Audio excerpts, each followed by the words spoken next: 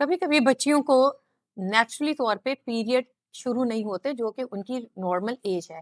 अमूमन हम समझते हैं कि पीरियड शुरू होने का निज़ाम जिसको हम मेनार्की कहते हैं वो 9 और 15 साल के बीच में होती है। अमूमन 12 साल तक बेशतर बच्चियों को पीरियड शुरू हो जाते हैं।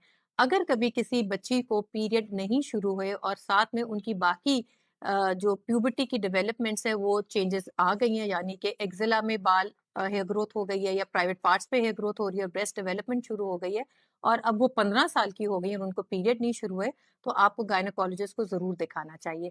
मेन रीजंस क्या होती हैं पीरियड का निज़ाम ना शुरू होने का? जो ज्यादा कॉमन है वो हार्मोनल इम्बैलेंस है, यानी कि ब्रेन का वो हिस्सा जहाँ से हार्मोन रिलीज होते हैं उसको हम पिट्यूटरी कहते हैं, और यहाँ से हार्मोन रिलीज होके खातून का या बच्ची का पीरियड का निज़ाम इससे शुरू होता है। कई दफ़ा ये जो पिट्यूटरी है ये सही तरह फंक्शन नहीं कर रहा होता, इसलिए पीरियड नहीं शुरू होते।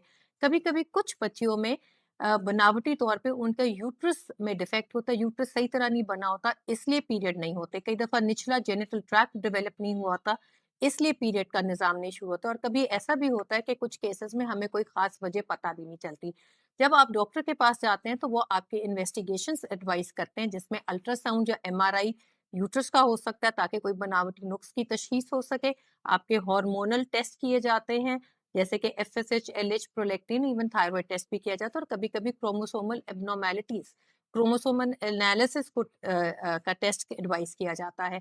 ट्रीटमेंट डिपेंड करता है कि इन सारे टेस्ट के बाद आपका डायग्नोसिस क्या बना। अमूमन ट्रीटमेंट में हार्मोनल मेडिकेशन भी हो सकती है, सर्जरी भी हो सकती है, और कुछ बच्चों में हार्मोनल मेडिसिन प्लस सर्जरी दोनों की भी जरूरत पड़ सकती है। तो अगर आपकी किसी बच्ची में 15 साल की उम्र हो गई और उनको पीरियड का निज़ाम नहीं शुरू हुआ, तो आप देर ना कीजिए और गायनेकोलॉजिस्ट को जरूर दिखाएं।